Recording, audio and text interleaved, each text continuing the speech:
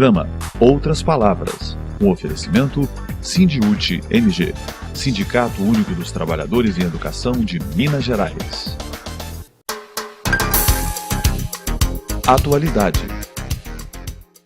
Nós conversamos hoje com a jornalista Joana Tavares, ela é editora do jornal Brasil de Fato em Minas Gerais. Joana, esse projeto de um jornal nacional já tem 11 anos, né?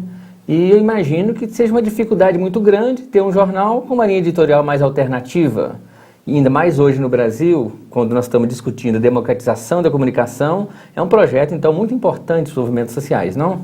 Sim, o Brasil de Fato foi lançado nacionalmente em 2003, no Fórum Social Mundial, justamente com essa perspectiva de ser um jornal que pudesse trazer uma linha editorial próxima aos movimentos sociais, aos sindicatos, aos partidos de esquerda, que ele conseguisse trazer jornalisticamente a realidade do povo brasileiro que não era coberta com qualidade pela imprensa comercial. Ele nasceu com essa proposta e ao longo desses 10 anos, 11 agora em 2014, cumpriu de fato esse desafio e essa missão, mas com muitas dificuldades, como é a história da nossa imprensa alternativa no Brasil. Dificuldades, eu diria que de sustentação, porque não é uma empresa que tem patrocínio como outras grandes empresas jornalísticas, né? Exato. É muito difícil fazer imprensa de esquerda no Brasil, né? Hoje em dia, e na verdade na nossa história, os meios de comunicação são grandes negócios e custam muito caro, né? Fazer comunicação é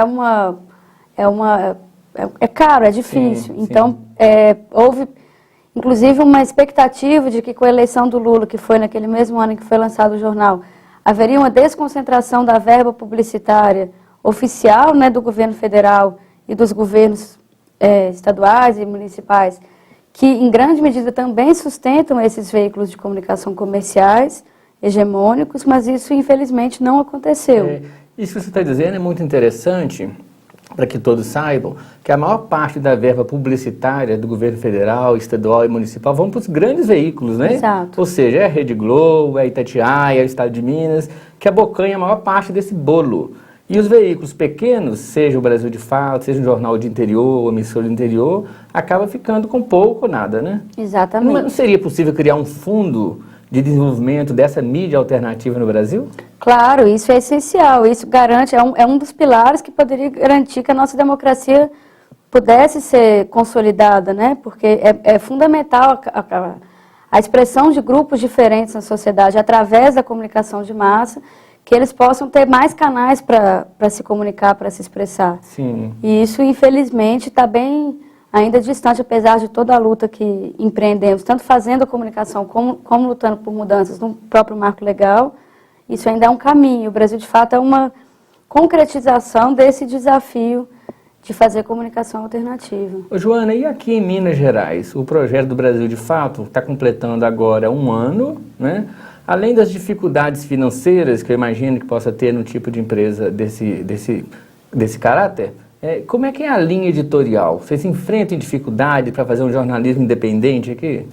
Sim, em agosto do ano passado foram lançadas as edições regionais do Brasil de Fato em Belo Horizonte, no Rio de Janeiro e em São Paulo, com o objetivo de traduzir aquele jornalismo comprometido do Brasil de Fato nacional mais próximo da realidade das pessoas, com pautas mais locais, com linguagem mais simples, com formato menor, que pudesse ser um jornal popular no melhor sentido da palavra. E eu já notei que no projeto editorial vocês valorizam muito movimentos sociais, né? Ou seja, aquelas notícias que não estão na grande mídia, elas entram no Brasil de Fato. Sim, nós simplificamos a nossa linha editorial em 2 exemplos. Um é trazer o que a mídia comercial não traz, que são essas notícias das milhares de lutas dos movimentos sociais, sindicais, dos grupos organizados, minoritários, muitas vezes majoritários, mas que não têm suas pautas respeitadas na imprensa, e também trazer notícias com outro ponto de vista.